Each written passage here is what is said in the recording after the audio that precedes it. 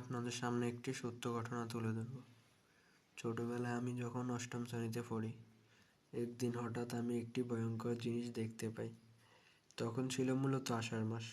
আপনারা হয়তো জানেন, যারা বিশেষ করে গ্রামে ছিলেন, যে আষাঢ় মাসে যখন বৃষ্টির সাথে বিদ্যুৎ চমকায় তখন কই মাছ পুকুর খালবিল থেকে উপরে উঠে আসে।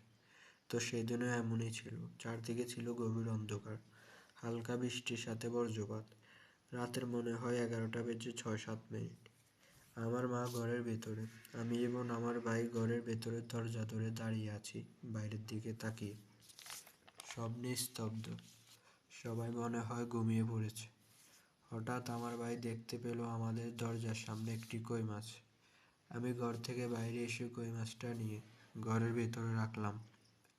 আমার ভাই আমাকে বলল আশেপাশে গিয়ে একটু দেখতে।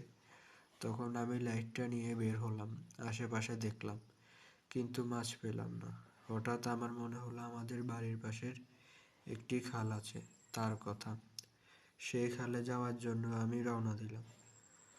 সে খালের ওপাশে ছিল পাশাপাশি 3টি তাল গাছ, আমি ছিলাম এই পাশে। আমি খালের পাড়ে দেখলাম 2টি মাছ পেলাম, তা ব্যাগে ঢুকিয়ে রাখলাম এবং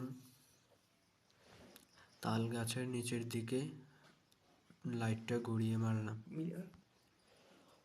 হঠাৎ আমার চোখের সামনে পড়লো একটি ভয়ঙ্কর জিনিস। দেখতে মানুষের মতোই, কিন্তু সাদা কাপড় পরে বসে আছে চুপ করে। আমি একটু ভয় ভয় অনুভব করছিলাম। আমার একটুর জন্য মনে হচ্ছিল তাকে ডাকবো, কিন্তু ভয় ভয় হচ্ছিল। তখন হঠাৎ পেছন থেকে কেউ আমার ঘাড়ে হাত রাখলো। আমি চমকে উঠলাম এবং পেছনে তাকিয়ে দেখি আমার ভাই। তখন আমার একটু দেখে স্বস্তি অনুভব হলো। সে আমাকে জিজ্ঞেস করলো, কিরে তুই এখানে কি করছিস?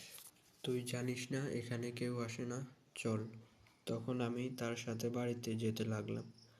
আমার মনে সেই সাদা কাপড় পরা জিনিসটার কথা বারবার আসছিল। বাড়ি পৌঁছে আমি আমার মাকে ও ভাইকে সব বললাম। আমার মা আমাকে বলল, আর কখনো সেই খালের পাড়ে যাবি না।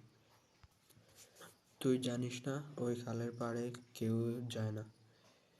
সেই থেকে আমি আর কখনোই সেই খালের পাড়ে যাইনি।